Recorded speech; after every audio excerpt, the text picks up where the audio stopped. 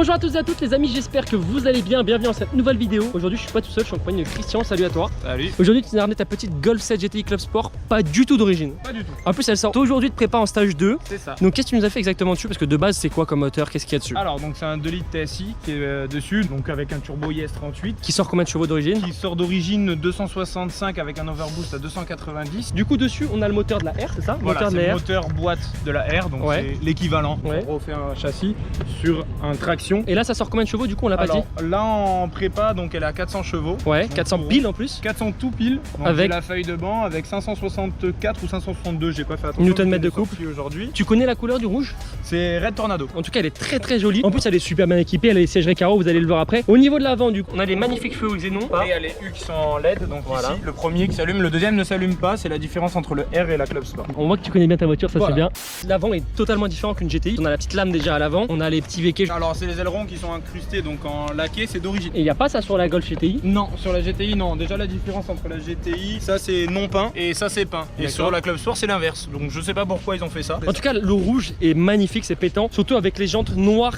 qui sortent noires d'origine. Voilà, D'ailleurs, ils c'est ont les fait ça d'origine. Pretoria, donc c'est un pack racing qu'on a dessus, donc on a les Pretoria, il y a les sièges baquets, toit noir. D'accord. Et au niveau du freinage, du coup, t'as changé quoi exactement? Voilà, Parce que donc c'est pas d'origine. J'ai changé disque, donc j'ai fait disque de la Club Sport S Ouais. avec plaquette Club Sport S. Ouais. Voilà, pour avoir plus d'endurance. Ça D'accord. freine très bien. C'est sûr que c'est mieux de mettre du 6 ou du 8 pistons. Bon, après, ça reste quand même très raisonnable, c'est 400 chevaux. Voilà. Ça, c'est léger, ça pèse combien la voiture exactement? Là, une tonne 4 avec le toit ouvrant, une tonne 450 à peu près. Donc, qu'est-ce que t'as fait exactement au niveau de la prépa? Donc, t'as fait un stage 2 avec Ouais. une ligne complète APR sauf le DKTA. T'as mis un DKTA quoi exactement? Bulix. Donc j'ai mis donc sans intermédiaire, donc en gros il est déplacé. Il est Ouais. pas au niveau où il y a l'intermédiaire à la base. Les amis, je compte sur vous pour mettre un maximum de likes. Pétez-moi les pouces bleus, ça coûte rien, ça fait plaisir. J'attends votre pouce bleu. Au niveau du moteur, bah déjà on voit pas grand chose de Voilà, nouveau, à on part voit la boîte à quasiment air. rien. Donc la boîte à air c'est d'origine pour Ouais. l'instant parce que bah elle a été modifiée, donc calandre ouvert, on a enlevé le nid d'abeille en bas, donc on a mis inlet, outlet, turbo muffler dessus. Ok. À venir bien sûr il y aura une admission qui va être mise R600 ou les Yo boîte Ok. ouverte, donc la V2. Exactement le Voilà. même moteur qu'une Seat Leon Cupra. Esthétiquement, on voit rien de spécial. La boîte à air est d'origine. Il y a juste le coude, donc l'inlet qui est différent, qui a été modifié, qui est en racing line. Il n'y a rien à faire esthétiquement, elle est très jolie comme ça. Dites-moi ce que vous en pensez, mais moi je trouve que vraiment, à part ajouter peut-être un béquet ou quoi que ce soit, On a déjà le bel aileron. qui est très imposant d'ailleurs, qui est très Si on veut imposant. le poser chez Volkswagen, si on veut le mettre sur une GTI, il faut changer tout le haillon parce qu'ils D'accord. vont changer la forme de l'arrière, donc Ok. il ne s'adapte pas sur une GTI. Pareil, on n'a pas précisé, c'est une Golf 7 GTI Club Sport Voilà. APR, parce qu'il y a une préparation APR dessus avec la ligne APR du coup. Ici on a la petite sortie du coup APR, les grosses sorties, je dis petite sortie mais pas du tout. Avec le diffuseur d'origine qui est très sympa. En fait j'adore les Club Sport, elles sont beaucoup mieux designées que les GTI. Ah oui, non. On voit vraiment la Après, différence. ce qu'il faut se dire, c'est que c'est une édition limitée. Et au niveau Pas des mal. tarifs, c'est à peu près combien? Là, pour avoir une très propre, ça veut dire très bien optionnée comme Bien ça. équipé, pas trop de kilomètres. Voilà, pas trop de kilomètres, faut compter dans les 34 avec carte grise, 34. Ça 35. reste raisonnable quand même, Ça ça reste reste raisonnable. Pareil, les feux qui sont très C'est sympas. Comme ceux de la R. Comme ceux de la R, exactement pareil. Moi je la trouve vraiment magnifique. Je sais pas trop quoi dire parce que franchement, il y a rien à rajouter. Pareil, regardez ici, on a des petits bas de caisse en noir qui sont en noir laqué juste ici, très jolis les bas de caisse avec le petit sigle Club Sport sur la porte arrière, le grand bandeau très sympa. Après, le petit défaut qu'on peut peut-être reprocher, c'est le fait que ça soit pas en 4 roues, mais c'est ce qui fait le charme de cette voiture aussi. C'est ça. C'est que ça reste beaucoup plus joueur qu'un 7R. Sachant qu'un 7R, c'est très amusant à partir d'un stage 2, stage 3. Bon, je critique pas du tout. Au niveau de l'intérieur, les amis, alors déjà quand on rentre, on voit que c'est très bien travaillé, c'est très bien optionné. On a les sièges baquets, c'est des sièges en option ceux-ci. Les sièges en option, c'est les Recaro F1.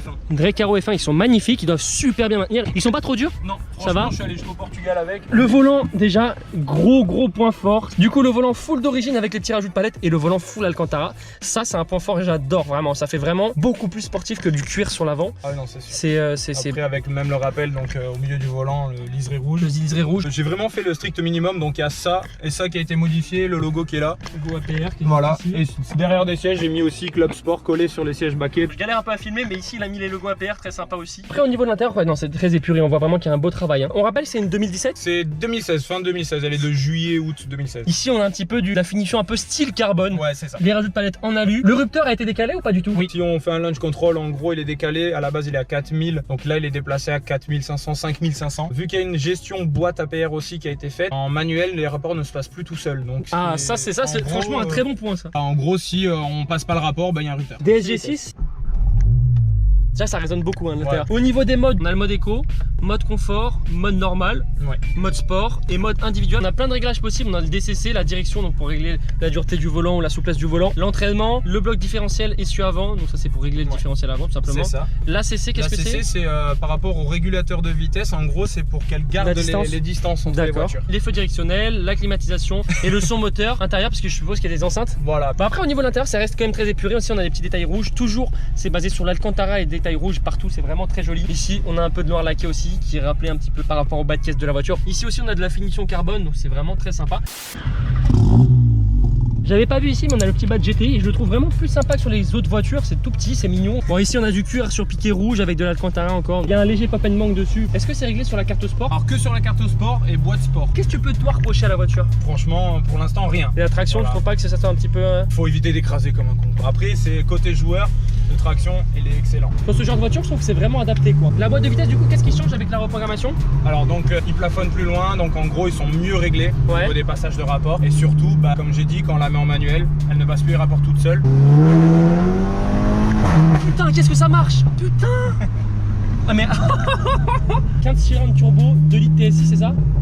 Non, le pop and manque, il est pas soft hein. Si, il est soft. Écoutez le pop.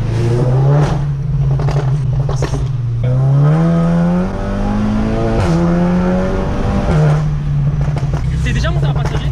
Oui. C'est impressionnant hein. Oui.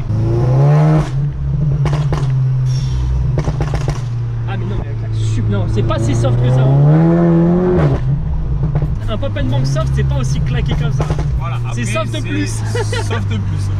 Bon, t'en es content globalement, c'est ton daily, donc t'en es très content. Franchement, très content. Je m'en lasse pas, ça fait 1 an et demi que j'ai le véhicule.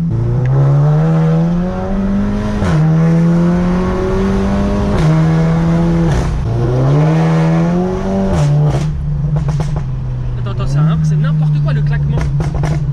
Et en fait, je trouve qu'il est pas abusé. Ce qui est bien, c'est que. Ça, en fait, il est très court, mais très fort. Ouais, Attends.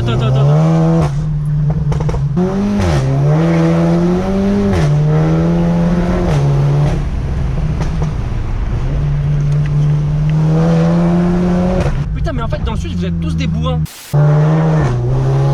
Après, ce qui est bien, c'est comme tu dis, toi, t'as mis le silencieux à l'arrière, donc t'as vraiment le bruit propre à la tienne. C'est ça.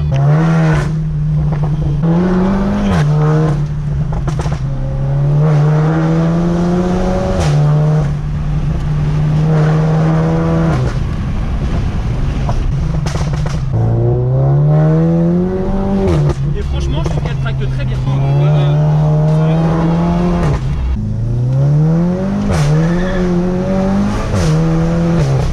Ouh, c'est abusé. Franchement, je valide totalement.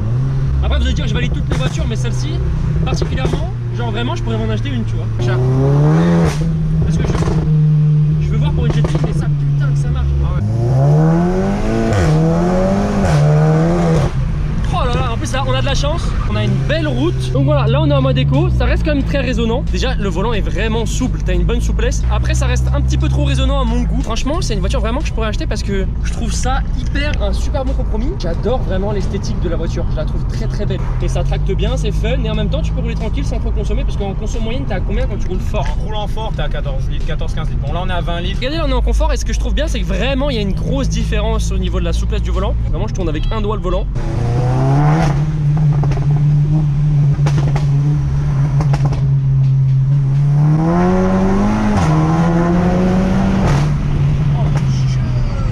Dis-moi ça. C'est n'importe quoi. Regardez de l'intérieur ce que ça donne.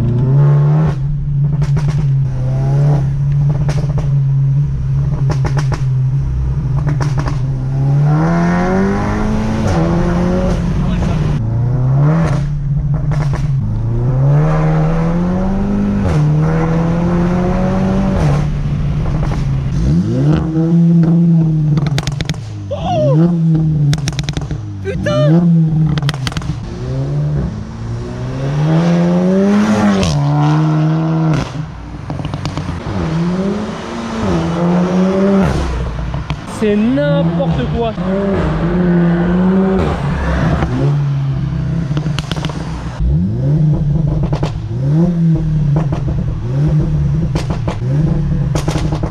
Les amis, amis, si vous voulez suivre le propriétaire, une cassette du barret CS, ça s'affiche juste en dessous. Mon Instagram c'est G3-du-barret, n'hésitez pas à aller me suivre. Et c'est pareil que mon Snapchat, c'est G3-du-barret, donc n'hésitez pas à aller me suivre à tout le monde. Bye bye.